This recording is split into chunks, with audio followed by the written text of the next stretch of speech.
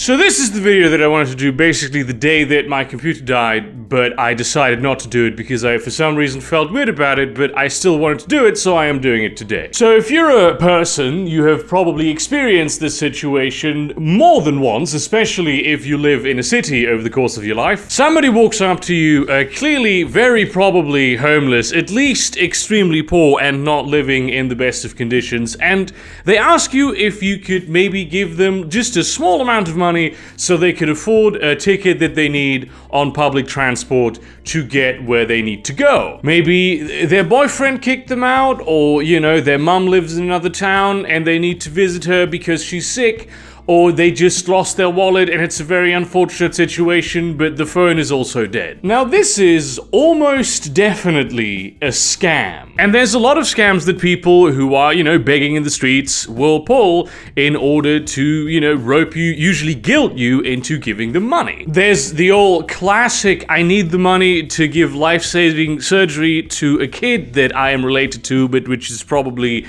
my child, which is, I mean, that's like a moot scam in pretty much anywhere but the third world and the United States.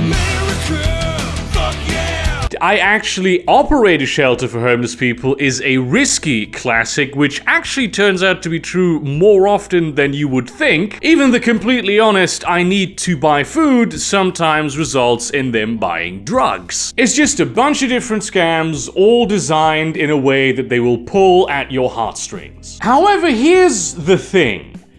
I get scammed all the time by these people, and not because they manage to trick me. I know I'm being scammed. Growing up, I knew a bunch of people who ran these exact kinds of scams. I can smell them from a mile away. What I'm saying is, I still give them money. Now, just to be clear about this, I'm not some kind of, like, Samaritan saint. 9 out of 10 times I see a homeless person in the street, I avoid eye contact like they're a fucking basilisk, just like everybody else does. What I am saying is that if somebody hits me up in public, I will probably give them money even when I think that they are fucking with me, because I think that the ethics of that check out. Look at it like this, right? A beggar who's scamming you isn't doing it because they were dealt a really good hand by life.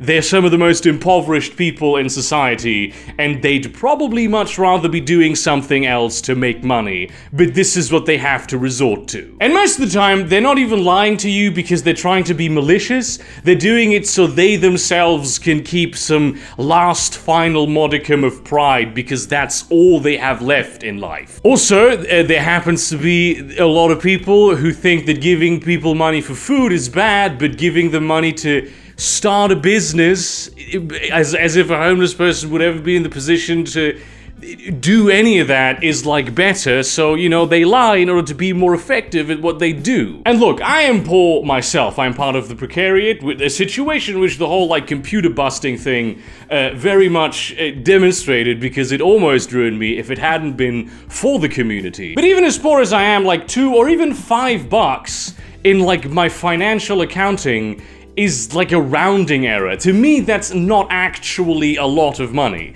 If I part with it, that's fine. And let's be fair, for these, like, scammers, it's not a fortune, but it's certainly a decent amount of money that they can do a lot more essential things with than I would. The way I see it, there are 3 possible outcomes. Outcome number 1, the most likely of the outcomes by far, is that they will not use the money for the thing that they said they would, but instead use it to purchase bare necessities at the supermarket, like food, toilet paper, maybe hygiene products, you know, just the kind of stuff that everybody needs to survive. And I want people to be able to afford the bare necessities of life, so I'm very much in favor of this happening. Now, would it have been better if they had been honest about it and told me what the money was really for?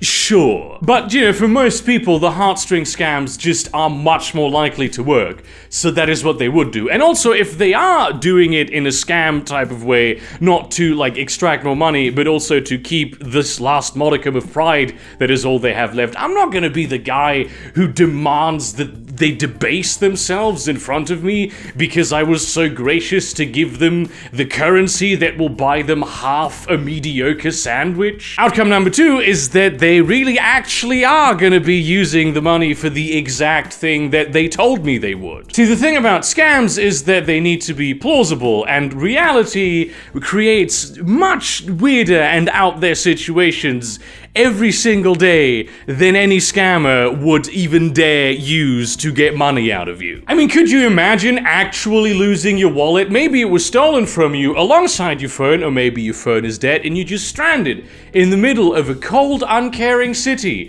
where nobody gives a fuck about you, with no recourse to, like, get home. Even if you have a nose for scams like this, you never really know for absolutely certain. This weird situation that seems like a scam may well be legitimately happening. Outcome number 3, the worst case scenario, and probably also the least likely one to be the case, they will use the money that you give them to buy drugs. Which, frankly, who cares? Most likely, they're gonna buy alcohol because that's usually the drug of choice. They're addicted to it. The money goes to a supermarket or a liquor store. It's, completely usual common money that then gets paid in taxes and in wages to employees and to people where they buy the wares from. But also, there is a small chance that they might buy hard drugs from a drug dealer, in which case I will have directly supported the drug trade. Which, first of all, just to make this clear, this is so unlikely that you might as well say that you shouldn't flush the toilet after you take a shit, because the shit might lodge itself weirdly in an incredibly unlikely way, like when you flip a coin and it lands on its side, in the pipe of someone that is down the pipe from you, where it creates damage that they do not have the money to fix. But also, much like I will not miss a €2 coin from my financial accounting, having and not having that €2 coin to that drug dealer makes even less of a difference, because those motherfuckers make bank. Even if you give every single homeless person you see $5 every time that you see them, you will have supported organized crime less than you do simply by engaging in the common middle class activities of, say, going to a restaurant. Because let me tell you, a lot of the legitimate businesses that you frequent on a daily basis are actually, at least to some extent, money laundering operations for organized crime. And none of the people who work there, maybe not even the owners of the operation, know about that. And if your life is so utterly fucked that the last sliver of joy that you could possibly extract from it is heroin, I'm not gonna be the one who takes that away from you. Is this part of a self-reinforcing cycle of despair? Absolutely it is, but you know what's an even bigger contributing factor to that? It's the drug policy of most countries and how little they give a shit about the homeless. These are systemic issues that I, individual, am not trying to fix with this. That's as much as I have time, effort, and energy to give. I'm not going to open a methadone clinic.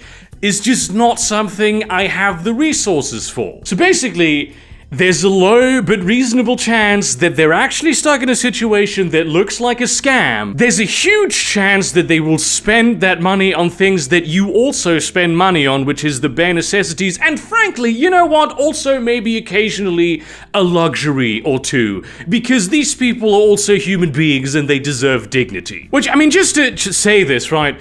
No homeless person is going to complain if you bring them a buttered roll and a bottle of water, right? These are, that's a good thing that you're doing. But, generally, they will have a much better understanding of what kind of resources they require for their survival on the streets at this point, because not only they have a bigger handle on their own situation, but also on even what is required for that. And I find it a little bit presumptuous when people are of the opinion that they need to police how those people spend the money that is given to them. And ultimately, the worst case scenario is not even all that bad of an outcome, because while my money will be a lot to the person that is trying to scam me, it will be basically nothing to the drug dealer who is exploiting their suffering. So 98% of the time, the outcome of you giving that person who's scamming you money is a good outcome, and maybe 2% of the time, it's a bad outcome, and the consequences of that bad outcome aren't even all that severe on the grand scale of things. So that is the arithmetic of why I let myself get scammed pretty much all the time. Well, I mean, not all the time, especially right now, because I don't really go outside all that much. And I think that if you can afford it, you should too. IRL, I should say, this is very important caveat. IRL scams, right? The people, not the big ones. Anything that goes above $5, highly problematic. Online scams, also completely different ballpark of maliciousness. This does not apply to that at all, just to make this clear. Thank you very much for watching this video. Like, comment, subscribe, share this to your relevant communities, but do not spam them. Consider supporting me on Patreon or Subscribestar, buying some of my merchandise or my short story collection. And in that spirit, yes, I put a sock on my microphone. I actually put 2 socks on my microphone.